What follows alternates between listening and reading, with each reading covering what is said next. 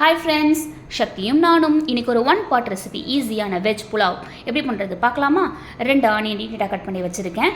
பீன்ஸும் கேரட்டும் குட்டி குட்டியாக கட் பண்ணி வச்சுருக்கேன். அப்போ தான் பசங்க தூக்கி போட மாட்டாங்க.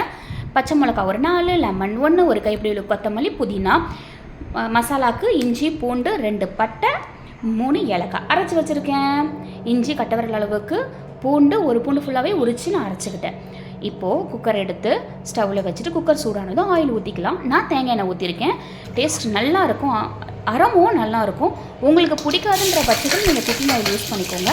நீட்டாக கட் பண்ணி வச்சுருக்க 2 ஆனியன் அதை எடுத்து நான் போட்டுட்டு இப்போ நான் வதக்கிட்டு இருக்கேன்.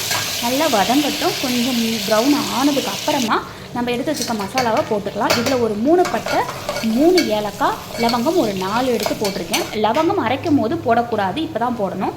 அதுக்கப்புறம் காரத்துக்கு ஏற்ற மாதிரி பச்சை மிளகாய் போட்டுக்கோங்க. நான் 4 பச்சை மிளகாய் போட்டிருக்கேன். தேவையான அளவு உப்பு போட்டுக்கோங்க. இப்போ நல்லா வதங்கட்டும். வதங்கினதுக்கு அப்புறமா தான் நம்ம அரைச்சி வச்சுருக்க மசாலாவை போடணும். நல்லா வதங்கினதுக்கப்புறம் நம்ம அரைச்சி வச்சுருக்க மசாலாவை போட்டு நல்லா வதக்கிக்கலாம்.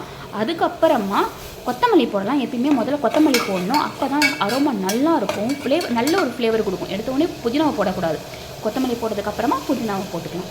போட்டுட்டு அதுக்கப்புறம் திரும்ப நம்ம வதக்கலாம். வதக்குனதுக்கப்புறமா குட்டி குட்டியாக எடுத்து வச்சுருக்க கேரட் அண்ட் பீன்ஸை எடுத்து போட்டுக்கலாம். இதில் பட்டாணியும் போட்டுக்கலாம். என் பையனுக்கு டேஸ்ட் பிடிக்காது, அதனால் நான் பட்டாணி போடலை. நீங்கள் போட்டுக்கோங்க. இப்போ பாதி லெமன் மட்டும் பிழிஞ்சு விட்டால் போதும். நான் 1 டம்ளர் அரிசி தான் எடுத்திருக்கேன், பாஸ்மதி ரைஸ். அதனால் 1.5 டம்ளர் தண்ணியை ஊற்றுறேன். நீங்கள் இந்த அளவுக்கு ஏற்ற மாதிரி நீங்கள் ஊற்றிக்கோங்க. நான் பாஸ்மதி ரைஸ் ஏற்கனவே ஊற வச்சேன். எப்படி ஊற வச்சேன்னா, இந்த ப்ராசஸ் ஸ்டார்ட் பண்ணுறதுக்கு முன்னாடி ஊற வச்சேன். ரொம்ப ஊற வைக்க வேண்டாம். நம்ம ப்ராசஸ் ஸ்டார்ட் பண்ணுறதுக்கு முன்னாடி ஊற வச்சா போதும். அப்போ கரெக்டாக இருக்கும், ஊறி இருக்கிறது கரெக்டாக இருக்கும். இப்போ தண்ணி கொதிச்சதுக்கப்புறமா ரைஸை போட்டு குக்கரை மூடிடலாம். 2 விசில் விடலாம். 2 விசில் எப்படி விடணும்னா, ஒரு விசில் ஃபுல்லாக வரணும். 2வது விசில் வரும்போது ஆஃப் பண்ணிடணும். சிம்மில் வைக்கணும். ஃபாஸ்ட்டாக வைக்காதீங்க. சிம்மில் வச்சுட்டு முதல் விசில் வரட்டும். 2வது விசில் வரும்போது ஸ்டாப் பண்ணிடலாம்.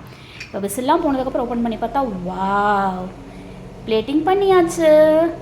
Veg pulao ready. வாவ், டேஸ்டியான வெஜ் புலாவ். பசங்க கண்டிப்பாக நல்லா சாப்பிடுவாங்க. கேரட் பீன்ஸ் சாப்பிடாத பசங்க கூட சாப்பிடுவாங்க. ட்ரை பண்ணி பாருங்கள்.